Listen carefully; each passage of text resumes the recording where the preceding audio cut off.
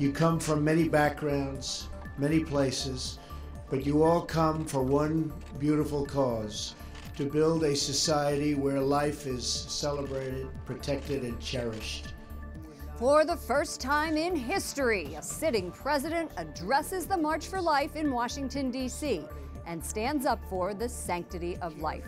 His speech from the Rose Garden, where he was flanked by pro-life families, received thunderous applause from marchers who came from around the nation.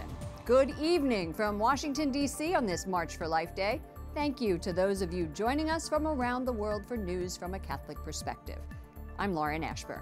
Since 1973, abortion has claimed the lives of 60 million Americans. Pro-lifers gathered in Washington today to mark the landmark decision by the Supreme Court that made it legal.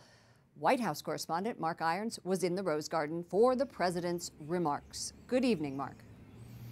Good evening, Lauren. I witnessed a burst of approving applause throughout President Trump's message today, not only from the pro-life youth that joined him in the Rose Garden, but also from the massive crowd outside the gates of the White House gathering for the March for Life.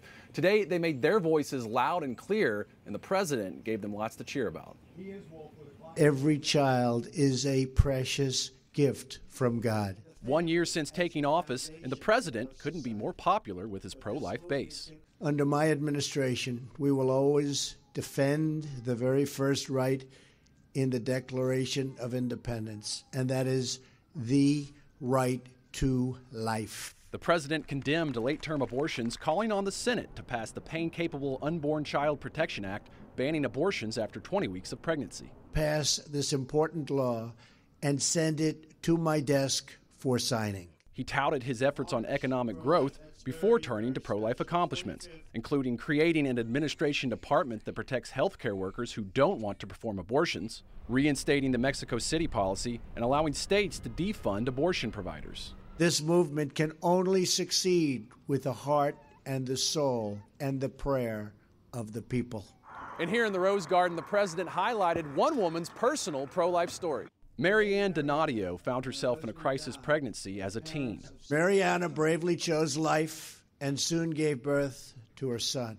She now runs a maternity home for homeless pregnant women in Greensboro, North Carolina. There are people all across the country that are working hard to support women, to give them, what they need to be able to choose life for their children. Marianne says she was moved by today's Rose Garden event, and she hopes it propels the pro-life movement. President Trump said the gift of life gives purpose to today's march. That is why we march, that is why we pray, and that is why we declare that America's future will be filled with goodness, peace, joy, dignity, and life for every child of God. President Trump issued a proclamation declaring Monday National Sanctity of Human Life Day. He says it affirms that all life is sacred and that every person has inherent dignity and worth.